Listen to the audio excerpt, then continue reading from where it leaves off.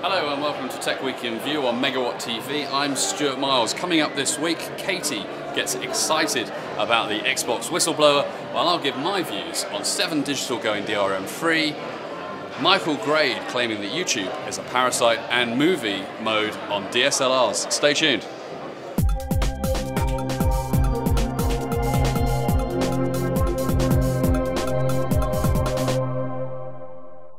With the addition of movie mode to the Canon 5D Mark II, it's the second camera to come up with filming from a DSLR. Do we really need this? Well, it's over to you guys. But personally, it's a difficult one. It's a nice idea to have movie mode because, you know, if I'm out shooting with my camera still shots, hey, why can't I have movie cameras? Compact cameras have movie cameras, so why can't a DSLR? But do I really want to be fuzzed and bothered about doing the sort of focus pulling and actual autofocusing, because it doesn't do that, so I have to do all that myself and everything of that nature. It's certainly an interesting move, and I think one that will catch on, but should I be happy to pay $3 grand for the experiment? Probably not. Microsoft's having a bit of a hard week, really. Main problem for them, I would say, is the Xbox 360 whistleblower case. They're not going to come out of this looking good, whatever they do. Number one, the whistleblower is actually quite happy at what's happened to him. He's lost his job, but he says it was his moral responsibility to reveal the details of the hardware problems. And also, he's a games tester, so he really does know his stuff.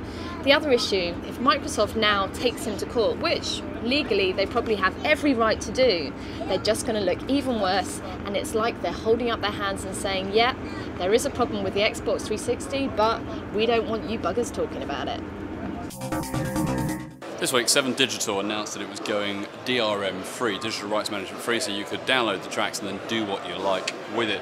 Should you care? Well, I think personally, actually, it's a really good move, you know, because I like to buy music, and then when I buy the music, I like to share it, or I like to just be able to do what I want rather than be committed to actually holding it on a single device. Because, hey, if I buy a single device and then I want to move and change the devices, what happens then? Well, I can't take my music with me. It's just a bit of a frustration.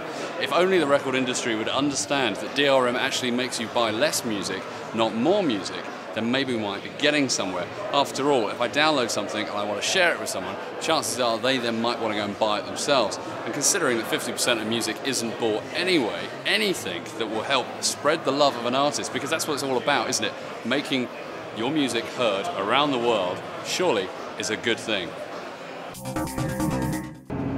So it seems our very own Stuart Miles really liked the Microsoft Seinfeld campaign, but apparently an awful lot of people didn't, and rumour has it that Microsoft actually pulled it.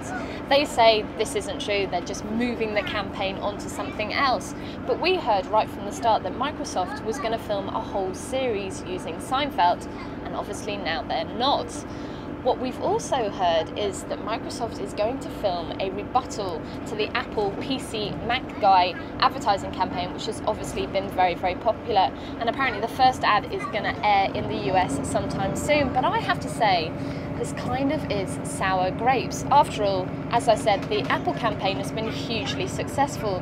So if Microsoft does a rebuttal that isn't as funny, well, they're just going to look daft. So I reckon in this case, they're better off holding up their hands and saying, yep, Apple, you got us this time, and then doing a sneaky and trying to steal the Apple ad guys. So this week, Michael Grade, the big cheese of ITV, called YouTube a parasite, saying that they sucked and ate all their content and not actually really generating or adding anything to the mix.